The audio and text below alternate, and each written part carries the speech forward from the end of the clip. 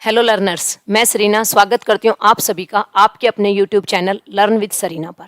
और देखिए, जैसा कि आप सबको पता है, हम पढ़ रहे थे क्लास 9th की एनसीईआरटी, ठीक है, जिसका chapter 1 matter in our surrounding. और मैं आपको बता रही हूँ कि जो एनसीईआरटी है कि आपके हर कॉम्पिटिटिव एग्जाम में बहुत ही इंपॉर्टेंट रहेगी। मैं फिर से अपनी वही बात रिपीट कर रही हूँ कि बहुत सारे बच्चों को प्रॉब्लम आती है कि एनसीईआरटी को पढ़ें कैसे, किस तरीके से एनसीईआरटी को पढ़ा जाए। तो एनसीईआरटी को पढ़ा कैसे जाए, उसी के लिए मैं आपको इस पीडीएफ की फॉर्म में इसको एज इट इज चीजें आपको सिखा रही हूँ। तो आई होप आप क्लास को एंजॉय कर रहे होंगे। आपके अगर कोई भी सजेशंस है तो आप कमेंट बॉक्स में कमेंट करके बता सकते हैं। स्टार्ट करते हैं हमारी आज की क्लास किसी भी टाइम को वेस्ट किए बिना। तो देखिएगा, आपके पास टॉपिक है द गैसियस स्टेट।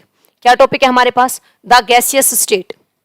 देखिए, इसके अंदर अपन बात करें तो आपको पढ़ना है गैसीय अवस्था, क्योंकि अगर आप प्रीवियस वीडियोस को देखेंगे, आज ये क्लास नंबर 4 है, क्लास नंबर 3 तक जब आप देखोगे तो मैंने आपको बताया था कि मैटर की टोटल 5 स्टेट होती हैं, मेन स्टेट 3 होती हैं।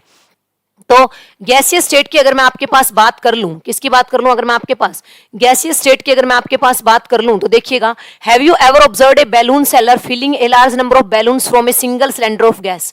कह रहा है, क्या आपने कभी बैलून बेचने वाले को देखा है और वो बहुत सारी क्या है उसको गैस को सिलेंडर में भरे हुए आता है? तो पहली बात, जो बैलून जो होता है उसके अंदर कौन सी गैस होती है? तो आपको ध्यान रखना है, बैलून में होती है हीलियम। कौन सी होती है? Helium, He। उसके बाद क्या कह रहा है, enquire from him how many balloon is he able to fill from one cylinder. कह रहा है उससे आप पूछिए कि आप एक सिलेंडर में कितने बैलून भर सकते हैं। ये बात आ गई आपके पास। चलो कोई ना, अब कह रहा है इस गैसीय स्टेज को समझने के लिए आप एक्टिविटी क्या पढ़ते हैं? 1.1 पढ़ते हैं। क्या पढ़ लेते हैं? एक्टिविटी 1.1 पढ़ लेते हैं। चलो देख लेते हैं एक्टिविटी 1.1 क्या कहती है। इसको थोड़ा ऊपर कर देते हैं ताकि आपको एक्टिविटी थोड़ी विजिबल हो जाए।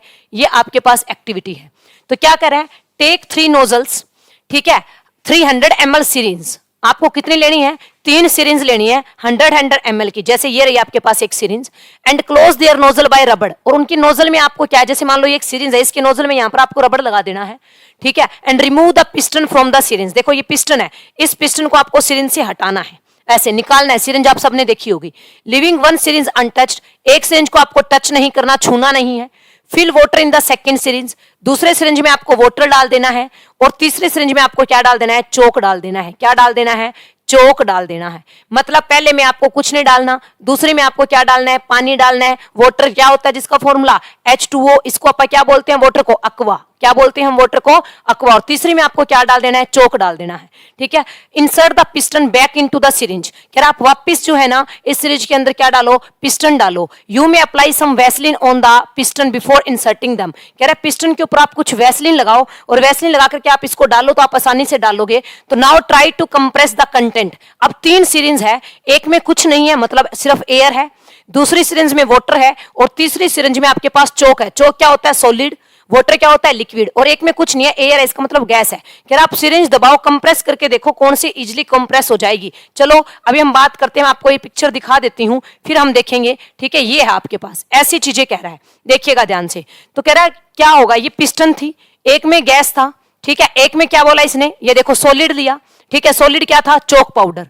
क्या था आपके पास? चोक का पाउडर। लिक्विड क्या था बच्चों आपके पास? वाटर। और तीसरे में क्या था? बोला कुछ नहीं है, मतलब क्या है? एयर। और एयर क्या होती है? मिक्सचर ऑफ गैसेस, गैसों का मिश्रण होती है, वायु, ठीक है। ये था। तो कह रहा है कि जब हमने दबाया तो हमने देखा कि जो गैस है ना, ये रबड़ कोक लगा रखी है, देखो गैस जो है ना ये हाईली कॉम्प्रेसिबल है, ये सबसे ज्यादा सिकुड़ गई। ये आपको पता है कि हाईली कॉम्प्रेसिबल है, ठीक है। क्या है ये? हाईली कॉम्प्रेसिबल है। मैंने आपको बताया कि गैस वाली जब आप उसको ऐसे करके दबाओगे ना तो आप देखोगे कि पिस्टन जल्दी से नीचे आ गया है। तो कह रहा है व्हाट डू यू ऑब्जर्व, आपने क्या ऑब्जर्व किया? In which case was the piston easily pushed, किस केस में पिस्टन आसानी से पुश हो गई? तो केस 1 के अंदर जो है ना पिस्टन वो आसानी से पुश हो गई, क्योंकि उसके अंदर क्या था? एयर था, और एयर क्या होती है? गैस होती है। दूसरा, what do you infer from your observation, कह रहा आपने ऑब्जर्वेशन से क्या सीखा? तो ध्यान से देखिएगा, मैं आपको ये कहूंगी कि मैंने ऑब्जर्वेशन से ये सीखा, ठीक है। मैंने ऑब्जर्वेशन से क्या चीज सीखी? कि जो गैस है वो आसानी से कंप्रेस हो जाती है। गैस के बाद कौन कंप्रेस होता है? लिक्विड। और लिक्विड के बाद कौन कंप्रेस हो जाता है? तो हम कहेंगे सॉलिड। तो कंप्रेसिबिलिटी जो है, मतलब कंप्रेसिबिलिटी का अर्थ होता है सिकुड़ने की जो क्षमता है, वो सबसे ज्यादा किसकी है? गैस की है। गैस इजिली कंप्रेस हो जाती है। उसके बाद कौन है? लिक्विड। और उसके बाद आपके पास कौन है? सॉलिड है। तो ये मेरी ऑब्जर्वेशन आती है। अब गैस आसानी से कंप्रेस क्यों हो जाती है? देखिएगा ये गैस है, इसको जूम करके दिखाया गया है, तो इसमें पार्टिकल बहुत दूर दूर है। Particles are very far apart from each other. Very far apart from each other, एक दूसरे से बहुत दूर दूर है। सॉलिड में पार्टिकल्स क्या है, वेरी क्लोज, बहुत पास पास है एक दूसरे के। और लिक्विड में पार्टिकल क्या है, क्लोज है। तो सबसे ज्यादा जो कंप्रेसिबिलिटी होती है वो किस में होती है, गैस में। और सबसे कम कंप्रेसिबिलिटी किस में होती है, सॉलिड में। हमने ये बात ऑब्जर्व की। चलो पढ़ लेते हैं इसको, आगे देखते हैं क्या बात करता है। चलो ठीक है, देखिएगा, देखते हैं इस एक्टिविटी के ऑब्जर्वेशन में क्या कह रहा है ये। यहां आ जाते हैं, ठीक है, ये रही आपके पास बात। तो देखिएगा आपके पास पॉइंट कह रहा है ये, we have observe that gas are highly compressible, यही चीज मैंने लिखवाई है। कह रहा है कि हमने ऑब्जर्व किया कि जो गैस है ना वो हाईली कंप्रेसिबल है, वो सबसे ज्यादा सिकुड़ती है as compare to solid and liquid. तो अभी मैंने आपको ऑर्डर लिखवाया, सबसे ज्यादा कंप्रेसिबल गैस है, गैस के बाद कौन है, लिक्विड है, और लिक्विड के बाद कौन है, सॉलिड है। ये आपको ध्यान रखना है।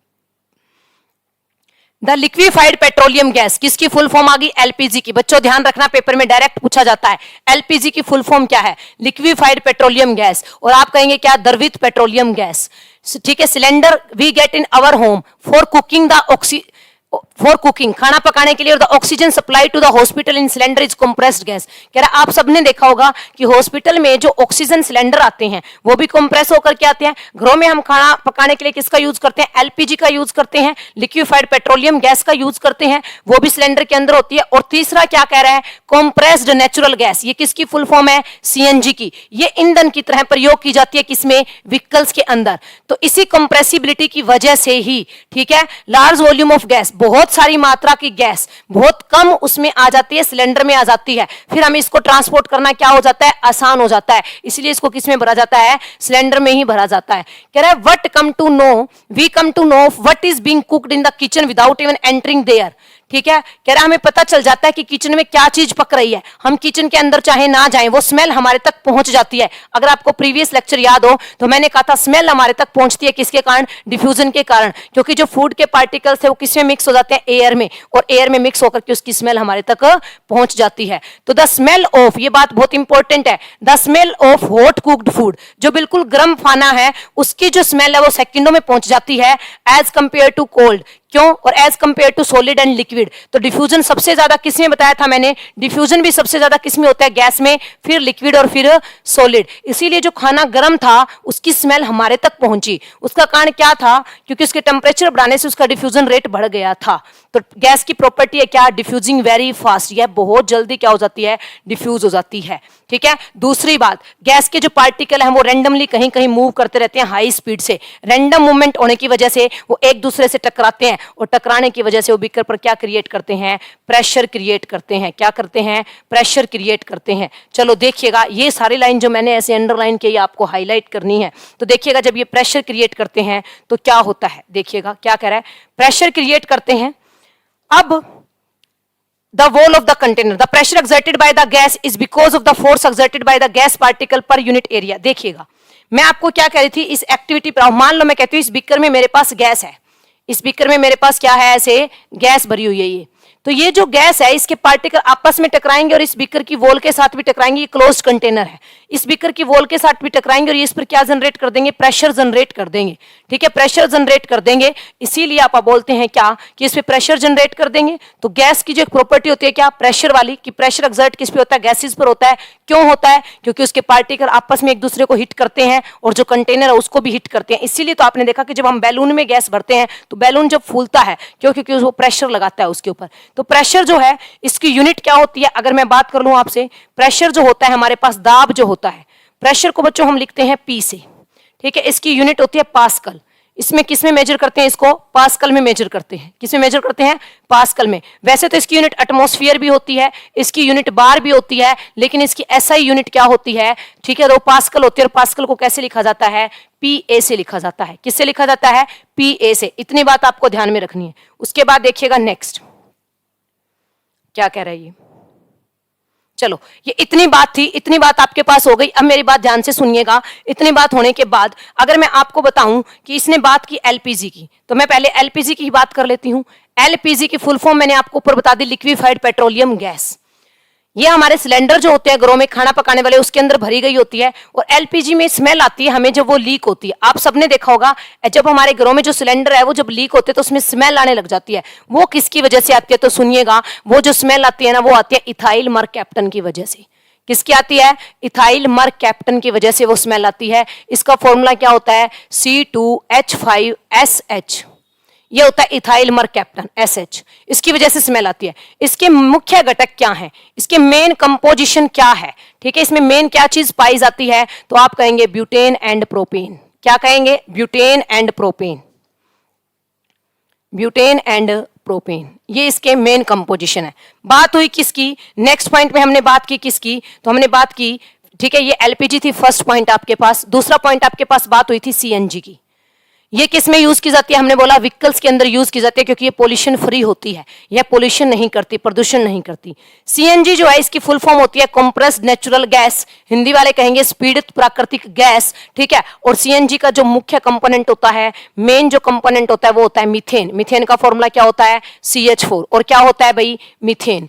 ये ध्यान रखना है। मीथेन को और क्या क्या कहा जाता है? मीथेन को कहा जाता है मार्स गैस। क्या कहा जाता है? मार्स गैस भी कहा जाता है, ठीक है। मीथेन को कहा जाता है बायोगैस, मीथेन को कहा जाता है नेचुरल गैस। ये सब भी किसके नाम है? मीथेन के हैं। पैडी फील्ड से निकलने वाली गैस, धान के खेतों से निकलने वाली गैस भी कौन सी होती है? मीथेन होती है। इतनी बातें आपको मीथेन को देख करके भी क्या करनी है? याद रखनी है। ये चीजें भी आपको नोट कर लेनी है साथ की साथ, जो आपकी मदद करेगी। उसके बाद देखिएगा, अगर हम स्लाइड पर चलें आगे, तो नेक्स्ट स्लाइड हमारे सामने क्या बोल रही है? नेक्स्ट स्लाइड में हमारे पास आ रहे हैं क्वेश्चन। चलो क्वेश्चन को ही देख लेते हैं, क्या कह रहा है आपके पास? कह रहा है, अच्छा ऊपर चला गया क्या? एक मिनट रुको भाई, ये लो, ये आपके पास क्वेश्चन आ गया। कह रहा है the mass per unit volume, ठीक है, the mass per unit volume of the substance is called density. मैं आपको करवा चुकी, डेंसिटी क्या होती है? मास अपॉन में वॉल्यूम होती है, ठीक है। कह रहा है इस डेंसिटी के आधार पर इन पार्टिकल को अरेंज कर दो, सबसे ज्यादा डेंसिटी किसकी होगी? In order of increasing density, बढ़ते हुए घनत्व में इंक्रीजिंग डेंसिटी में अरेंज करना है। तो इंक्रीज अगर हो रही है डेंसिटी, तो सबसे कम वाली पहले लिखनी है। तो सबसे कम डेंसिटी किसकी होती है भाई? सबसे कम डेंसिटी आपके पास होती है गैस की। तो देखो, air exhaust from the chimney, Honey, तो एयर की तो सबसे कम होगी। उसके बाद किसकी होगी? एग्जॉस्ट फ्रॉम द चिमनी, ठीक है, जो एग्जॉस्ट बोल रहा है ये चिमनी से निकल रहा है, उसकी होगी। उसके बाद होती है लिक्विड की। लिक्विड में वाटर और हनी, वाटर और हनी, पानी और शहद में से मैंने आपको किसकी ज्यादा बताई थी? ठीक है, हनी की। तो पहले आएगा वाटर, फिर आएगा शहद, ठीक है, और फिर क्या बचा? चौक और आयरन, ठीक है, चौक और आयरन। तो चौक में इसमें किसकी होगी? चौक की ज्यादा होगी, ठीक है। और चौक के बाद किसकी ज्यादा होगी भाई? आयरन की। किसकी ज्यादा होगी? आयरन की। और इससे भी कम किसकी हो जाएगी? कॉटन की। किसकी हो जाएगी? कॉटन की। तो ये आपके पास ऑर्डर रहेगा किसका? डेंसिटी का, जो आपको ध्यान रखना है। बाकी क्या क्वेश्चन कह रहा है? डिफरेंस करना है characteristics of states of matter. Solid, liquid और गैस में क्या अंतर होता है मैं आपको बता चुकी हूं, ठीक है। रिजिडिटी क्या होता है, कंप्रेसिबिलिटी क्या होता है, ये सब चीजें हम पढ़ रखे हैं। तो ये तो डिटेल वाली बात है, तो ये आपके वन लाइनर में कोई काम नहीं आएंगे, एनसीईआरटी का सॉल्यूशन है। चलो उसके बाद हम इसमें देखते हैं, ठीक है, और नेक्स्ट चीज पर चलते हैं कि अब हमें क्या देखना है। अब आपको क्या है, क्या देखना है? Effect of change of temperature पढ़ना है कि ये जो आपने तीन स्टेट पढ़ी है मैटर की, इसके ऊपर टेम्परेचर का क्या इफेक्ट पड़ेगा, टेम्परेचर कैसे एक चीज से, एक स्टेट से दूसरी स्टेट में इन चीजों को कन्वर्ट कर देगा, ये आपको देखना है कि टेम्परेचर कैसे कन्वर्ट करेगा। अब देखिएगा, टेम्परेचर को देखने से पहले यहां पर मैं आपको एक डिफरेंस करवा देती हूं, किसमें? सॉलिड, लिक्विड और गैस में। तो अब ना आप एक बार स्लाइड पर आ जाएं, कुछ इंपॉर्टेंट पॉइंट्स है जो इंपॉर्टेंट है, हम उसके बारे में बात कर लेते हैं। ये लो, हम नया पेज ले लेते हैं, ठीक है, और देखते हैं कि क्या है उसके अंदर। तो आपके पास बात आती है क्या? देखिएगा, हम किसके बीच में, किसके बारे में पढ़ने वाले हैं? सॉलिड के बारे में। सॉलिड के बाद हम किसके बारे में पढ़ने वाले हैं? लिक्विड के बारे में। और लिक्विड के बाद हम किसके बारे में पढ़ने वाले हैं? गैस के बारे में। पहली बात, ठीक है, पार्टिकल्स आर वेरी क्लोज, ठीक है। यहां पर मैं लिख देती हूं फर्स्ट पॉइंट, क्या? पार्टिकल। इसमें जो पार्टिकल होते हैं, जो कण होते हैं, बहुत पास पास होते हैं। इसमें लिखेंगे क्लोज, पास होते हैं। इसमें लिखेंगे फार अपार्ट, एक दूसरे से बहुत दूर दूर होते हैं। समझ में आई बात? पहला पॉइंट। दूसरी बात करते हैं force of attraction between the particles, ठीक है। इन कणों के बीच में फोर्स ऑफ अट्रैक्शन कैसा होगा, ठीक है। तो हम कहेंगे सॉलिड में क्या होता है? हाई। इसमें क्या होता है भाई? Very high. सॉलिड में होता है बहुत ज्यादा, यहां पर लिखेंगे हाई और यहां पर लिखेंगे लो, और आप कह देंगे नेग्लिजिबल। गैस के पार्टिकल के बीच में जो फोर्स ऑफ अट्रैक्शन होता है वो ना के बराबर होता है। क्या होता है? वो ना के बराबर होता है, ये ध्यान रखिएगा। उसके बाद आपके पास ये बात कर लेता है क्या? नेक्स्ट पॉइंट की अगर मैं बात करूं, थर्ड वाले पॉइंट की अगर मैं बात करूं, पार्टिकल हो गया, फोर्स ऑफ अट्रैक्शन हो गया, फिर देखिए आपसे कहता है डेंसिटी। क्या करता है? डेंसिटी की बात करता है। तो सॉलिड की डेंसिटी वेरी हाई, ठीक है। लिक्विड की डेंसिटी को क्या लिखेंगे? हाई। और इसकी डेंसिटी को क्या लिखेंगे, लो। फिर ये बात करता है डिफ्यूजन, चौथा पॉइंट, किसकी बात करती हूं मैं, डिफ्यूजन की। तो सबसे ज्यादा डिफ्यूजन विसरण किसमें था, वेरी हाई गैसेस में, ठीक है। गैसेस के बाद डिफ्यूजन किसमें था, ठीक है, लिक्विड में हाई। और यहां पर सॉलिड में तो क्या है, डिफ्यूजन क्या हो जाता है, लो हो जाता है, क्योंकि इसमें पार्टिकल बहुत पास पास होते हैं, तो चीजें इंटरमिक्स नहीं हो पाती। उसके बाद पांचवा फैक्टर क्या था, कंप्रेसिबिलिटी। क्या था, कंप्रेसिबिलिटी, कि कौन कितना कंप्रेसिबल है। तो ये सेम रहने वाला डाटा। गैस में कंप्रेसिबिलिटी बहुत ज्यादा होती है, वेरी हाई, लिक्विड में हाई होती है, सॉलिड में ना के बराबर होती है। फिर अपन ने क्या जाना, सिक्स्थ पॉइंट, ध्यान से देखिएगा। सिक्स्थ पॉइंट हमने क्या जाना, हमने पढ़ा रिजिडिटी के बारे में। किसके बारे में पढ़ा, रिजिडिटी के बारे में, कठोरता के बारे में पढ़ा। Solids are rigid, solid rigid होते हैं, लेकिन जो लिक्विड है ये भी क्या होती हैं, फ्लूइड्स होती हैं, और जो गैस है ये भी क्या होती है, फ्लूइड्स होती हैं। ये रिजिड और फ्लूइड क्या है, मैंने प्रीवियस वीडियो में बता रखा है। जब आप वीडियोस को कंटिन्यूटी में देखेंगे तो आपको एनसीईआरटी का बेस समझ में आएगा कि ये चीजें क्या कहना चाह रही है। ये आपके पास इतनी बातें थी, ठीक है। तो अभी तक मैंने आपको जितनी भी चीजें पढ़ाई है वो बहुत इंपॉर्टेंट से कॉन्सेप्ट थे। इस चैप्टर का ये एक पोर्शन हमने पूरा कर लिया है, ठीक है। पहला पोर्शन मैंने आपको क्या करवाया था, पहला पोर्शन मैंने आपको करवाया था मैटर क्या होता है, उसकी कैरेक्टरिस्टिक। दूसरा मैंने आपको क्या पढ़ाया था, स्टेट्स ऑफ मैटर स्टार्ट की थी, तो उसमें सॉलिड, लिक्विड और गैस वाली। तो ये पूरा सॉलिड, लिक्विड, गैस और फिर उनमें अंतर करके, उनमें डिफरेंस करके हमने सेकंड पोर्शन कंप्लीट कर दिया। अब हम इसके बाद में चलेंगे इसके थर्ड पोर्शन पर, कि जो स्टेट ऑफ मैटर है उन पर टेम्परेचर का क्या फर्क पड़ता है अगर हम टेम्परेचर कम ज्यादा कर दें। और फिर हम जो पढ़ेंगे नेक्स्ट पोर्शन, उसमें आएगा इवेपोरेशन, कि इवेपोरेशन के क्या इफेक्ट पड़ते हैं। तो आई होप इतनी बात आपको समझ में आ गई होगी, ठीक है, कि इसके अंदर आपको क्या क्या देखने हैं। हम दोबारा से चलते हैं अपनी उसी चीज पर जो चीजें मैंने आपको पढ़ाई थी, और हमने effect of change of temperature से पहले का सारा पोर्शन इसके अंदर पढ़ लिया। अब ये जो effect of change of temperature है, हम आगे से पढ़ेंगे। थोड़ी सी बात कर लेती हूं मैं टेम्परेचर की। तो टेम्परेचर की जो एसआई यूनिट होती है ना, वो क्या होती है आपके पास, केल्विन होती है। क्या होती है टेम्परेचर की एसआई यूनिट, केल्विन। आपने देखा होगा ऐसे लिखा होता है 273.15 केल्विन लिखा होता है ना। तो टेम्परेचर की एसआई यूनिट केल्विन होती है। टेम्परेचर को मेजर करने के 3 स्केल होते हैं, डिग्री सेल्सियस, डिग्री फारेनहाइट और केल्विन। कल हम पढ़ेंगे इसको कैसे एक दूसरे में कन्वर्ट किया जाता है, क्या इनके यूज हैं, ठीक है। सॉलिड से क्या लिक्विड बनाया जा सकता है, लिक्विड से क्या गैस बनाया जा सकता है, और कैसे बनाया जा सकता है। आई होप आज की क्लास को आपने एंजॉय किया होगा। वीडियो अच्छी लग रही है, चीजें समझ में आ रही है, तो please like, share and subscribe the channel. Thank you so much.